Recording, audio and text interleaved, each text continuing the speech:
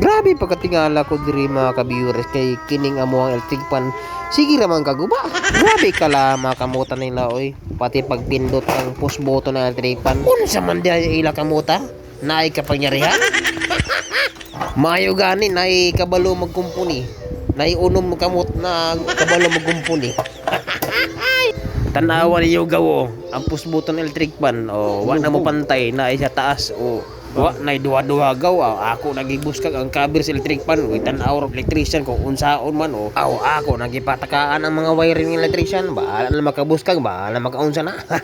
Ang importante maayo ang electric pan. Bahala mo baliktad ang ikot ng ilisi. Imbis sa right side ang ikot ng ilisi baka mapunta pa sa left side. Yun, okay na, ayos na. Karon na ayon naman. Ato porbar pagsaksak testingan nato kung magana ba. Kung mukirig gani, perfect. Ayos na, magaling mo. Wa man na nakirig, perfect. Nga, sige. Pindot nga.